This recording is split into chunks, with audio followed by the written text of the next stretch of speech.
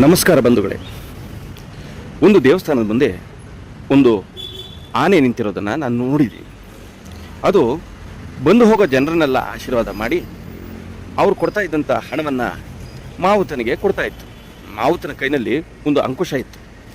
ಅದು ಆನೆಗೆ ಚುಚ್ಚಲ್ಪಡ್ತಾ ಇತ್ತು.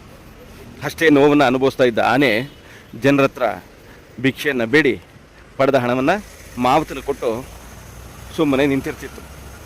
ಜನರಿಗೆ ಆಶೀರ್ವಾದ ಮಾಡ್ತಾ ಇದೆ ಅಂತ ಮಾತ್ರ ನಮಗೆ ಕಾಣಿಸ್ತಾ ಇತ್ತು.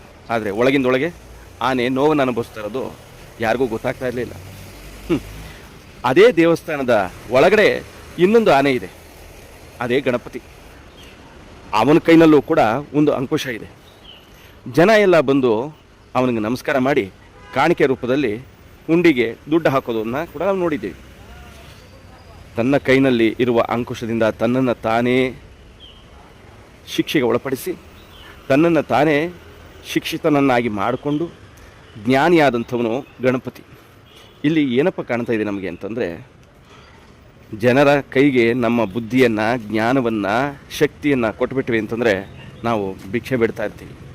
ಅವರು ನಮ್ಮನ್ನು ಅಂಕುಶದ ಮೂಲಕ ಅಡಗಿಸ್ತಾ ಇರ್ತಾರೆ. ಅವರ ಅಧೀನದಲ್ಲಿ ನಾವಿರ್ತೀವಿ. ಇದು ಗುಲಾಮಗಿರಿಯ ಸಂಕೇತವಾಗಿರುತ್ತೆ. ನಮ್ಮನ್ನು ನಾವೇ ಶಿಕ್ಷೆಗೆ ಒಳಪಡಿಸಿ ವಿದ್ಯಾವಂತರಾಗಿ, ಜ್ಞಾನಿಗಳಾಗಿ ಅನೇಕ ಕಷ್ಟ ಕಾರ್ಪಣ್ಯಗಳನ್ನು ಎದುರಿಸಿ ನಿಂತಾಗ ಜನರ ಮಧ್ಯದಲ್ಲಿ ನಮಗೆ ಸನ್ಮಾನ ಆಗುತ್ತೆ, ಗೌರವ ಸಿಗುತ್ತೆ ಅನ್ನೋದರ ಸೂಚನೆಯೇ ಗಣಪತಿಯ ಮೂರ್ತಿಯ ಒಂದು ಸಾಕ್ಷಿಯಾಗಿ ನಾವು ನೋಡ್ತಾ ಇದ್ದೀವಿ.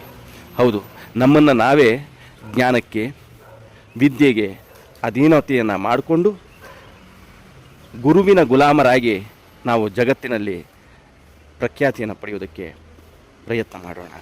ಧನ್ಯವಾದಗಳು.